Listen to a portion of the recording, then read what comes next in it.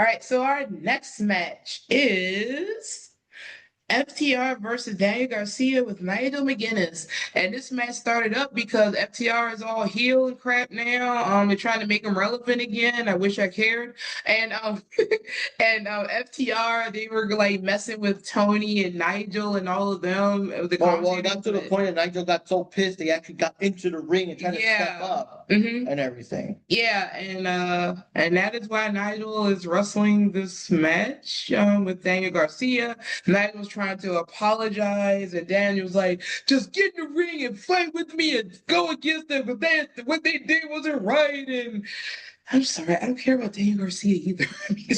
But Tony Schiavone must be avenged. Yes, he must. Yeah. That's one thing I gotta say though, Jack, that they've been doing this kind of stuff nowadays, because I don't remember any of that back in the 80s. And I don't remember any storyline where any wrestler like put his hands on Okerlund or something and have Hogan or someone be like, "Oh, you messing with me, Okerlund, that's going too far, brother." You know, like we don't see like the interviewers getting like someone would have done that. I could see Hogan being like the one to like defend him. Yeah.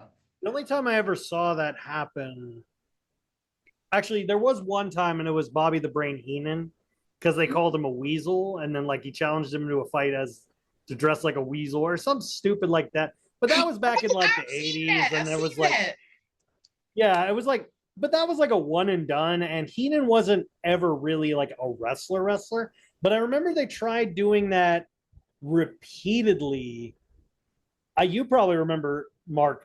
They kept repeatedly doing that shit in like the mid to early 2000s, where it was like, well, we're gonna bring back Jerry Lawler. I'm like, who gives a shit? Yeah. They kept having Jerry Lawler, and then that one time they had Taz come back for wrestling. That was weird. Like, other than that, like, and then occasionally, very rarely, you'll have JBL, which I'm like sitting here thinking, wait a minute, why the fuck has Wade Barrett not come back to wrestling? Like, he's still in good shape. So I'm like, just for like a one and done. But I'm just like, I agree with you. I'm like, if you're on commentary, in my mind, you're done.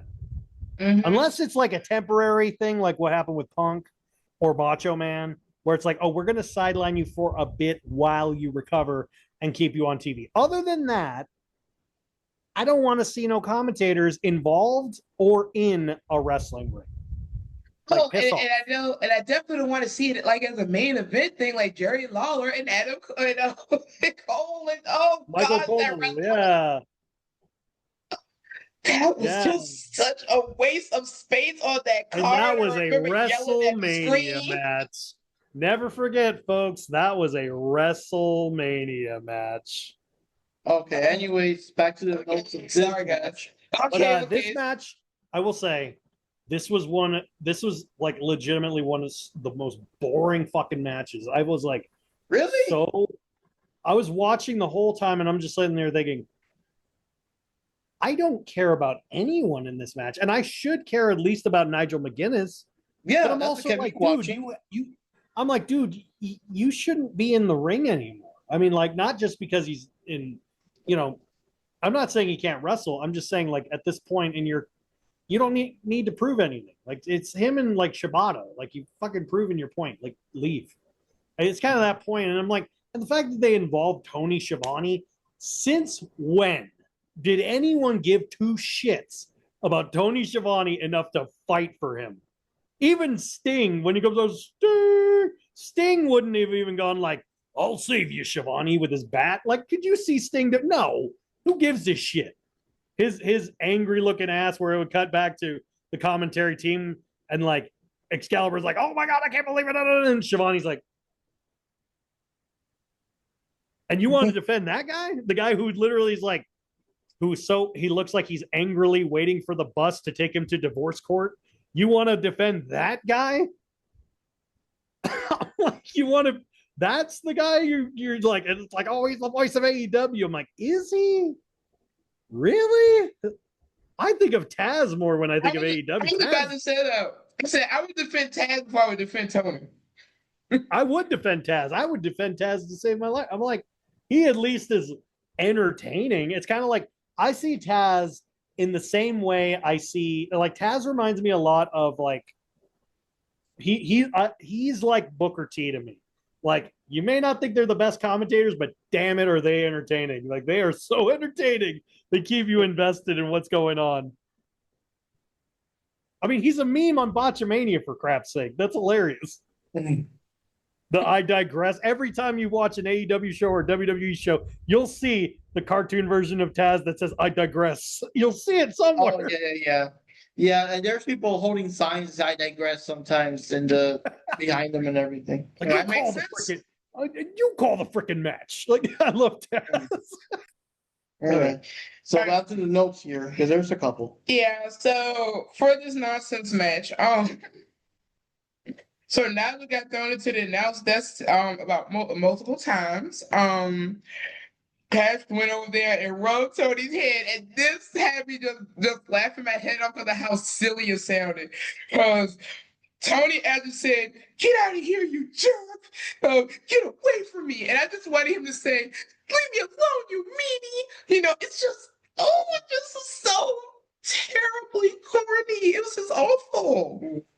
Anyway, Daniel Garcia did seem to be missing for a bit while Nigel was doing all the work. It's like, okay, where did Daniel go? I mean, I think you caught it, but I did. So I just put that in there. And I forgot why, but I really, really, really hated the ref for this match. Who knows why? Probably because they saw things they should have been seeing. They're looking straight at it. God, I hate the refs of AEW. Oh, and it was Nigel that actually grabbed Cat and made him apologize to Tony. And it was funny because he kept grabbing him and stuff, and he wouldn't let go because Schiavone was all like, what was that? I'm sorry. I didn't catch that, just to drag it out, Mm-hmm. And then later on, Nigel did get double teamed. And then Tony went to check on him. And was it the shatter machine or what was he used the shatter machine on the floor. So he was down and out. And Tony was like checking up on him and stuff like that. Yeah, okay. Later on we had that Nigel and Garcia, grabbed Dax in the Tower of London move, and then Dax still kicked out of it because of course. Of course, yeah. Because of course he did. And then both members of FTR, Dax and Cash, they actually used sharpshooters. And Stokely tried to get in, but around Daddy Magic kept him out. Sorry, he just don't fit shirts anymore. That's why you don't wear them. That's all I gotta say. Seems like all the stuff that he do probably doing, to get all hyped up and slim him down a bit, but he's still kind of round, Let me stop. Like I can talk, right? Dax slammed Garcia off the ropes. Cash landed with a splash. And Nigel broke the pin. But then Daniel ended up passing out because Dax had him in a sharpshooter after using 2 pile drivers on him. And of course they're like announcing it like, oh, the adrenaline and all that other stuff. How was he surviving and all this other stuff. I say, okay, realistically, if I were to take this seriously, he should have been down after the first pile driver. I mean, I miss the days when moves that should be finishers were treated like they were finishers, like they were big deals. Not like everybody can do them and anybody can kick out of them. I just hate that now. I really, really, really do. And since I'm not keeping up with WWE, like I used to, I can't help but wonder, since Jack, you still keep up with it, is it as much of an issue as AEW does? I don't think that's does what cause an issue? Multiple finishers, people kick out no matter what. Not really. I mean, they've kind of made it like, they've really treated finishers with very much protected capacity. Like they don't really do kickouts of finishers unless it's like, it's not very super common. Generally, it will be like if someone hits a finisher in a triple threat and then another person breaks up, that's different. But like, they usually have been keeping the finishers like a finisher, which I'm like, that's kind of how it should be. Yes. I don't mind, because that's why it's called a finisher. It's meant to finish the match. But I'm like, it's one thing. I think at most it should be like a finisher, a pinfall, 1 kick out, and then do say like another finisher back to back, and then that's it. Like like good example, Desperado does that with the Pinche Loco. He does his finisher, and then like if someone kicks out, he'll do it again, and then hold the arms and do it one more time, and then pin them. I'm like, yeah, that's fair. Or like Cody when Cody does the crossroads, and then like early in the match, someone kicks out. He'll like his ultimate finisher would be doing a triple crossroads, or I call it the triple cross, and then boom, pick up, boom, pick up, boom, pick up. I'm like, yeah, because at that point, if you still kick out, like that's gonna be fucking ridiculous. That is my problem with some of these AEW matches. They actually do that so much, it's annoying. Because they treat it like an indie show. And indie shows, they're like, well, we want to make it look cool, you guys. We got to make sure you spend your money on our collector's cups. And everyone's like, no one gives a shit when I'm paying I'm paying $10 and a hot dog for a fucking wrestling show. I literally love that meme whenever you see like a crazy wrestling show and someone goes, all this for $20 and a hot dog, like or $10 and a handshake. And it's always like, someone like falling through like LED lights and like barbed wire.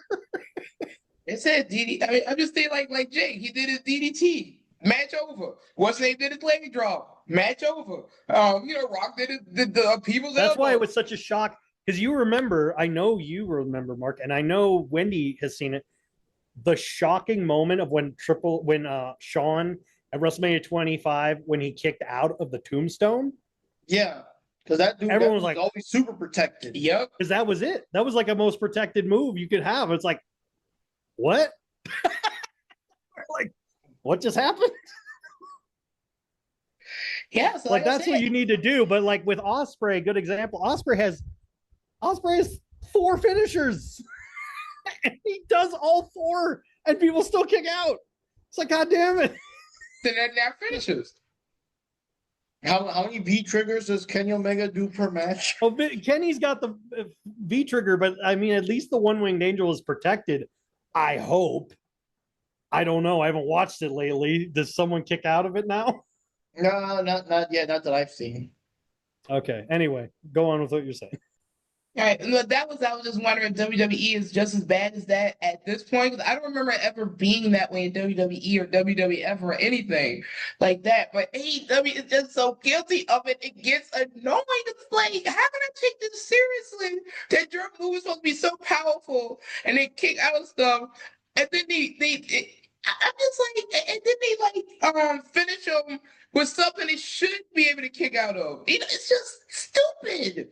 Oh, you know what else I'm tired of AEW? The referees always getting distracted, like for too long of a time. Like they get distracted for yeah, and it's like That reminds me of Ren Stimpy where they're grabbing like Ren or something and the referee's looking and he looks away. Bang, bang, bang, bang, bang. No, but remember even worse? Bang, bang, bang, bang. I remember that episode. I remember the other one because he was there running the car with the ref looking. It's literally AEW referees are like the guy in Michigan in the Looney Tunes episode with Michigan J. Frog. Hello, baby. Hello, my honey. Hello, Oh yeah, when everyone looks, he's dead. He's like, I was like, motherfucker. That's one of the reasons I absolutely love Red Shoes Uno from New Japan, because if he even sees a hint at shenanigans, he won't count. He will not count it. He'll just like, and that's why I love him. Like one of my favorite ones was against the Bullet Club. It was a match with AJ Styles, and he was leading the Bullet Club. Oh no, it was Kenny. Kenny was leading the Bullet Club, and it was a match for like I think the never openweight title, and the Young Bucks had done like a double super kick, and then Carl Anderson had done like a magic killer, and this was all outside the ring while Tokyo Pimp was distracting him, and then Kenny brought him in the ring, and then he covered him, and Red Shoes goes like this. He goes, he sees it. He's like, he goes down. And he goes.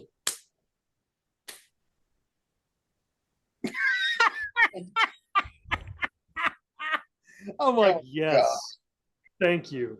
I'm like, that's why I love it. And everyone's like, oh, it was so funny. The crowd was like, oh, I love Red Shoes Uno because like recently Clark Connors, don't ask me why, Clark Connors has been using a full ass tire as a weapon, and and I don't know why Clark Connors from the Bullet Club has been using a weapon.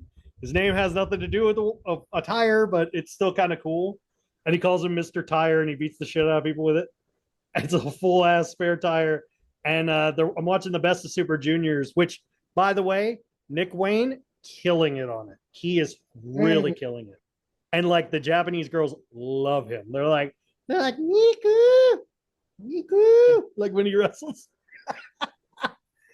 Anyway, I know, right?